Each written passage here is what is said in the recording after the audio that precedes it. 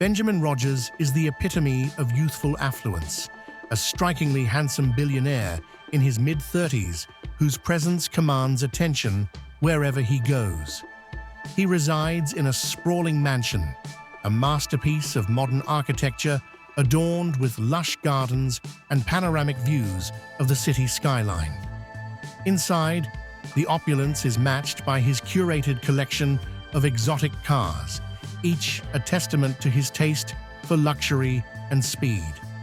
Ben embodies a lifestyle that blends charisma with extravagance, effortlessly navigating the worlds of high finance and glamorous social events. His charm and confidence make him not just a figure of wealth, but a captivating force in any room he enters. But this was all about to change as he thought about what it will be like to experience life without luxury. Ben sat at the edge of his bed, staring at the remnants of his past life, packed into a single suitcase. His fiancée had left him for another man and, as a final blow, taken a large sum of his money before disappearing.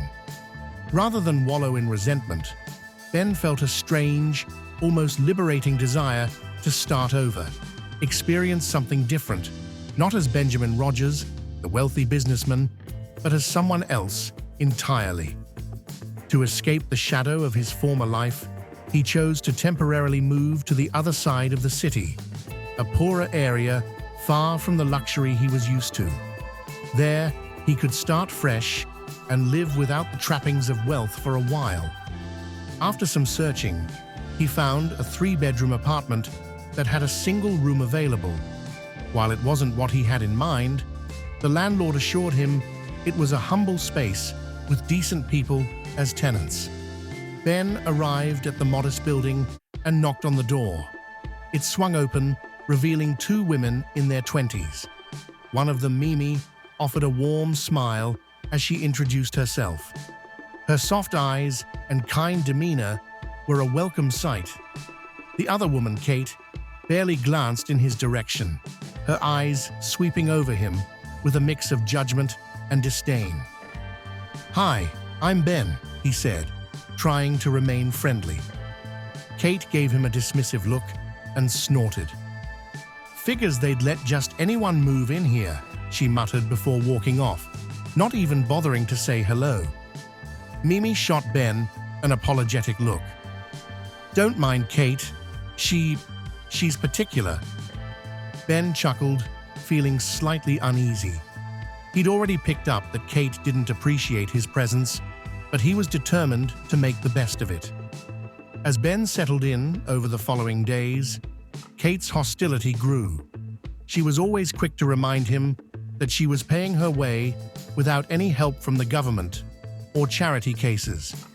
On multiple occasions, she made snide comments about his appearance, his clothes, and his status, or rather, what she assumed his status to be. "You're not on our level," she told him one morning when he dared to make a cup of coffee in the shared kitchen. "I'm sure you're just scraping by. Probably had someone else pay your rent too." Ben decided to ignore Kate's comments, knowing that responding to her might reveal his true identity. But Kate did not stop with the insults. One day, she called Ben a jobless pauper and threatened to warn everyone in the neighborhood that they have a jobless pauper in their apartment in case any of their belongings are missing. Little did Ben know that Kate meant what she said. One day, Kate came out of her room, yelling that one of her jewelries was missing. Ben and Mimi came into their shared living room to see why Kate was upset. Kate blatantly insinuated that Ben knew something about her missing jewelry because he was the only one in their apartment when they left for work. Mimi tried to calm Kate down, but she refused.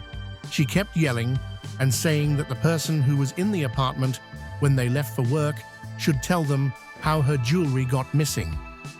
Ben started to get impatient and angry with Kate's insinuations. "What are you talking about?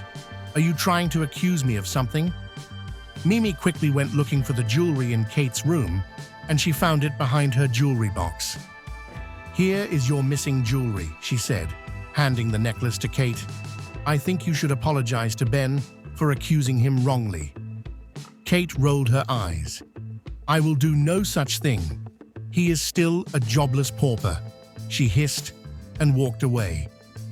Ben held his tongue, swallowing the urge to reveal his true identity. There was no benefit in telling her he was, in fact, her employer's employer and owned a chain of businesses across the city. The urge to learn about people's authentic selves had driven him to this life, and Kate was certainly giving him an authentic, if unpleasant, experience.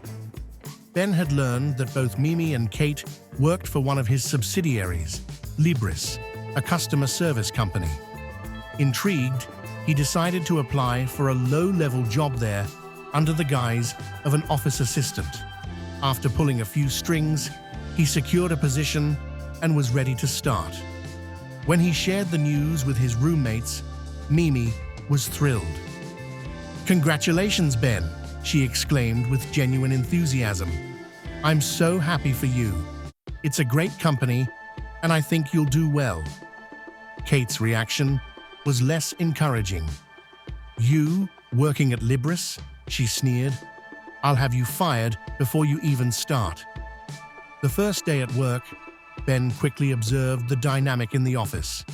Kate acted as if she owned the place, talking down to her colleagues and gossiping openly about customers. In contrast, Mimi, who worked part-time, was known for her patience and willingness to help. One afternoon, Ben overheard Kate talking to Mimi about her treatment of customers. "I had this one guy on the phone who wouldn't stop complaining," Kate bragged. "So I kept him on hold for 20 minutes. Bet he learned his lesson." Mimi frowned. "Kate, that's not right. What if he was really upset? He might just have needed help." "Oh, please," Kate scoffed. "People like that deserve what they get." Ben took note of her attitude, finding it disturbing that someone with such little empathy was handling customers. But he remained silent, observing and gathering information. At the same time, Kate took every opportunity to undermine Ben at work.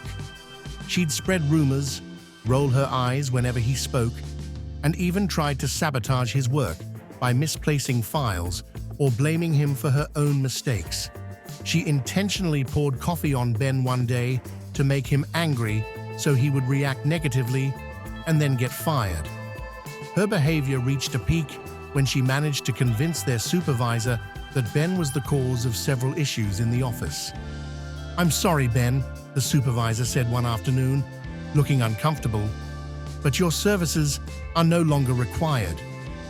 When Ben left the office, Kate was waiting for him with a smug grin. "Guess you're out of luck, huh?" she taunted. "Maybe now you'll go back to wherever you came from." Mimi, however, was devastated. "Ben, I'm so sorry," she said, her eyes full of concern. "You didn't deserve this. I know you were working hard." Ben gave her a reassuring smile. "It's okay, Mimi. I appreciate you standing by me." But in his heart, Ben knew it was time to take action. Dear amazing viewers, I know that you are wondering what action Ben will take, knowing that Kate did a lot to frustrate him and get him fired from his job. Please keep watching to find out. Before I continue, I would like to ask you to kindly subscribe to my channel if you haven't subscribed yet. Please click on the subscribe button. Much appreciation. And if you are a returning subscriber, welcome back and thank you so much. Now, back to the story. Returning to his life of luxury, Ben began formulating a plan.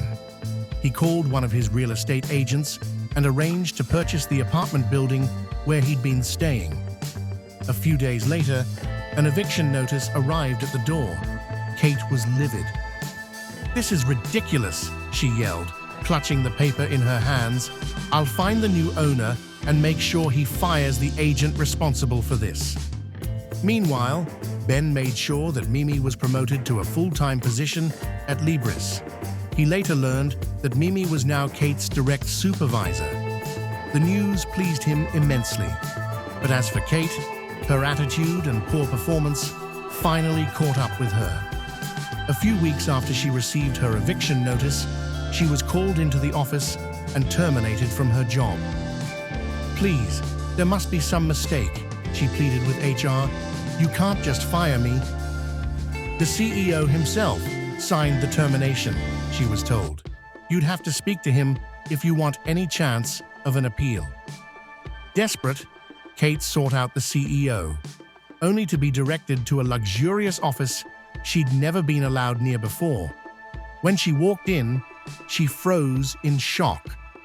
Sitting behind the desk was Ben. "Hello, Kate," he said, his voice calm, but carrying an undeniable authority. "Or should I say, welcome?" Kate's face drained of color. "Ben, I don't understand. What are you doing here?" Ben leaned forward, folding his hands together. "Kate, I'm Benjamin Rogers, the owner of Libris and several other companies in the city." Kate's mouth opened and closed, words failing her. "All this time," he continued, "you judged me, belittled me, and tried to get rid of me because you thought I was beneath you. But now, here we are." Kate stammered, I didn't know. I'm so sorry, Ben. Please, I didn't mean any of it." He raised a hand, silencing her. "I'm willing to give you a second chance, Kate, but only if you start from scratch as a new hire, and you'll be on probation, like every other new employee." Kate nodded quickly, overwhelmed with shame. "Thank you, Mr. Rogers. I promise. I'll do better." Ben dismissed her with a nod, his expression unreadable. Over the following months, Ben watched as Mimi thrived in her new role, taking on her responsibilities with grace and professionalism. She was later promoted to head a new division within the company, a role she embraced wholeheartedly. Her kindness, humility, and dedication hadn't gone unnoticed. Kate, meanwhile, struggled in her probationary role, humbled and learning to appreciate every opportunity she'd taken for granted before. Her path was a slow one, but Ben hoped she'd eventually learn the value of respect and humility. Some time passed, and Mimi's hard work and perseverance led her to a new pinnacle, branch manager. Her rise was a testament to her character and commitment, and Ben couldn't have been prouder. As he watched Mimi grow in the company, now a respected leader in her own right, he thought back to the life he'd almost let slip away in bitterness and isolation. Through the trials and challenges, he'd learned a lesson in forgiveness, resilience, and the value of surrounding oneself with those who lifted others rather than tearing them down. He found that true wealth wasn't in money or status, but in the people who stood by you, and in the strength you found within yourself. As the months passed, Ben found himself drawn to Mimi in ways he hadn't expected. Her warmth and kindness, along with her steady determination, were like a balm to his soul after the bitterness and betrayal he'd experienced. One evening after work, he decided to ask her out. "Mimi," he began, catching her as they left the office, "would you like to grab a coffee with me, or maybe dinner?" He smiled, feeling oddly nervous, which wasn't common for him. Mimi's eyes widened in surprise, and then she laughed lightly. "Dinner sounds nice, Ben. I'd like that." She looked at him, her eyes warm, and for a moment, they both felt a spark of something more than friendship. That evening, they went to a cozy, hidden restaurant on the edge of town. The setting was intimate, with soft lighting and the gentle hum of music in the background. As they ate, their conversation flowed naturally. Ben shared parts of his life that he'd kept guarded, and Mimi listened with empathy, never judging, only encouraging him. At one point, Ben looked across the table and asked, "Mimi, have you ever wondered if there's more to life than just getting by? I mean, do you think it's possible to really start over?" Mimi's gaze softened, and she nodded. "I think everyone deserves a fresh start, Ben. Sometimes, life just needs a little courage to make big changes. But you know," she added, reaching across the table to touch his hand gently, "it also helps to have someone by your side." The warmth of her touch lingered, and Ben felt his heart skip a beat. He smiled, feeling a peace he hadn't felt in years. Over the next few weeks, their relationship blossomed. They went on more dates, shared countless late-night conversations, and grew closer with each passing day. Their laughter filled the spaces between them, and Ben found himself feeling lighter. With Mimi, he felt he was not only moving forward, but finding something real, something he'd thought lost forever. One evening, as they strolled through the city's quiet streets, Ben stopped, taking both her hands in his. "Mimi, I know I haven't told you everything about who I am, but you've seen the real me, and I've never felt this kind of happiness before." Mimi smiled, squeezing his hands. "Ben, I don't care about your past or what you have. You've shown me who you are, and that's what matters." In that moment, Ben realized he had finally found someone who loved him for who he truly was, not for his wealth or status. And as they walked together, the city lights shining around them, Ben knew he'd finally found a future worth fighting for, one he wanted to share with Mimi. As Ben and Mimi's relationship deepened, he knew it was time to bring her to his home. He wanted to build a life with her, and honesty was the foundation he wanted for their future. One evening, he invited her to his mansion, the place he had left months ago in search of a simpler life and real connections. He wanted her to see everything, to understand who he was and where he came from. Mimi arrived, her eyes widening as she took in the stunning architecture, the lush gardens, and the panoramic view of the city's skyline. She looked back at Ben, half in wonder, half in confusion. "Ben, this place," she started, looking around. "It's beautiful, but why are we here?" Ben took her hand, leading her to the spacious living room. "Mimi, there's something I've been keeping from you, and I think it's time I told you the whole truth. I'm not just the CEO of Libris. I own several companies in the city, and this," he gestured around the grand mansion, "is my home. I left this life to live simply, to see if I could find someone who would love me for who I am, not what I have." He paused, watching her face carefully as she processed his words. Mimi's eyes widened further, and she took a small step back. "You mean this is your home?" she whispered, trying to piece together all the moments they'd shared. Ben's heart ached, seeing the surprise and doubt in her expression. "I know it's a lot to take in, and I'm sorry for not letting you know all about me sooner. But Mimi, you're the reason I took this journey in the first place. I wanted to find someone genuine, someone who saw me beyond the wealth and power." Mimi was quiet for a moment, her eyes scanning his, searching for sincerity. Slowly, a small, understanding smile crept across her face. "Ben," she said softly, "I knew from the beginning that there was something special about you. You were kind, patient, and grounded. You treated people with respect, even when others didn't. And yes," she laughed a little, "I didn't expect this twist, but it doesn't change how I feel about you." Relief washed over Ben's face. He stepped closer, taking her hands in his. "Mimi, I've never been sure of anything in my life. Will you let me show you this part of me?" not as a way to impress you, but as a way of being completely honest with you. Mimi smiled, her eyes filling with warmth. I'd love that, Ben. I fell in love with the man, not the title, but I'm happy to see all of who you are. In the weeks that followed, they grew closer than ever.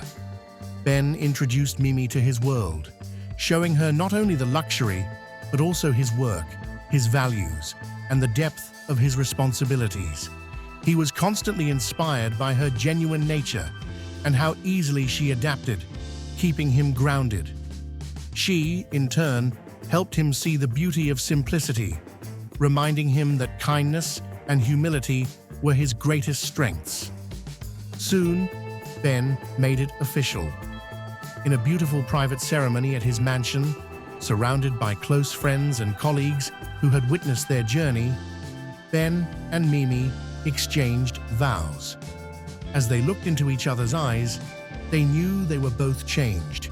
Two people who had found the meaning of love, not in wealth or status, but in acceptance and mutual respect.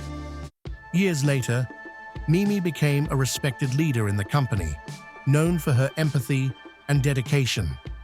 Together, she and Ben built a life based on trust and compassion, continuing to grow their company with a commitment to integrity and the well-being of their employees. They both stayed connected to the roots of their journey, often reflecting on the unique path that had brought them together. And as for Kate, she learned from her mistakes, slowly working her way up from her probationary position, determined to leave behind the past and become a better version of herself. Though her journey was humbling, it led her to find a new purpose, one based on genuine effort and self-improvement. In the end, Ben and Mimi's story became one of growth, redemption, and love that transcended social status, proving that true wealth was found not in material possessions, but in the richness of the human heart and the people who loved them for who they truly were. Before you watch the next video, kindly subscribe to my channel if you haven't subscribed yet. Please click on the subscribe button and like this video. Be a part of my channel's growth by clicking on the next video on the screen and drop a comment to let me know what you think about the story. Thank you for watching. Much appreciation.